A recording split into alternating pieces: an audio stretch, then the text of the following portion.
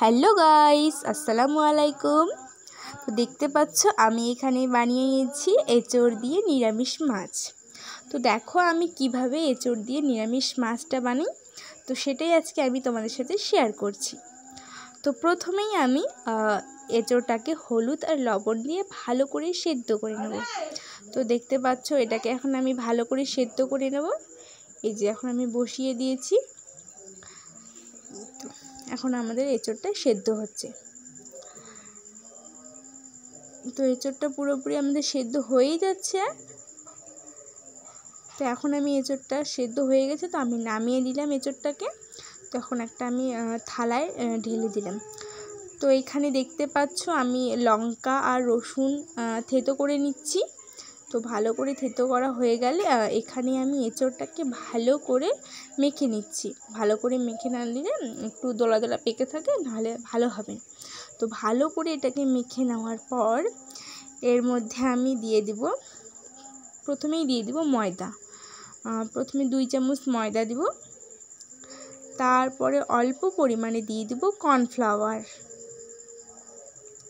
তো আবার একটু কর্নফ্লাওয়ার দিয়ে দিলাম। তো এখন দিয়ে দিব যেই কাঁচা লঙ্কা রসুনটা বেটে রেখেছি সেটা দিয়ে দিব। তারপরে একে একে দিয়ে দিব লঙ্কার গুঁড়ো আর হলুদ, যেহেতু আমি দিয়ে দিয়েছি তাই আর দিব না। লঙ্কার গুঁড়ো, লবণ আর ম্যাজিক মশলা। তো এটা দিয়ে এখন আমি ভালো করে মেখে নেব। মেখে নেওয়ার পরে আমি মাছের শেপটা দিয়ে দিব। তো আগে ভালো করে এটাকে মেখে নেব, মশলাটা ভালো করে মেখে নেওয়ার পর তো দেখতে পাচ্ছ আমি একটা মাছ বানিয়েছি আর একটা আমি মাছের শেপ দেখিয়ে দিয়েছি। তো দেখো আমার পুরোপুরি সবগুলো মাছই বানানো হয়ে গেছে। তো এখন মাছ হয়েছে, তো মাছ তো ভাজতে হবে। তো এখানে দেখতে পাচ্ছ আমি কড়াইয়ে তেল দিয়ে দিয়েছি। তো তেলটা গরম হচ্ছে। তো এখন তেল গরম হতে থাক, ততক্ষণে আমি মাছগুলো দিয়ে দিলাম। এই যে আমার মাছ ভাজা হচ্ছে, লাল লাল করে মাছগুলো তো ভাজতে হবে। মাছ ভাজা পুরোপুরি কমপ্লিট। তারপরে এখানে বানাবো মাছের ঝোল। তো এখানে প্রথমে পেঁয়াজটা আমি ভেজে নেব।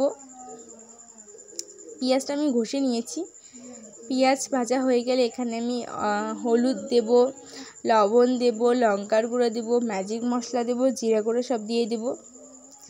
সব দেওয়া হয়ে গেলে এখানে আমি নেড়ে নেব, ভালো করে নেড়ে নেব ওটাকে।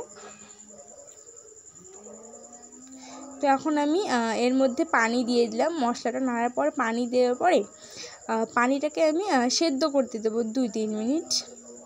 তো পানিটা যখন সেদ্ধ হয়ে যাবে তখন আমি এর মধ্যে দিয়ে দেব মাছগুলো আমি দিয়ে দেব, নিরামিষ মাছ। তো এখন দেখতে পাচ্ছ আমি মাছগুলো দিয়ে দিলাম।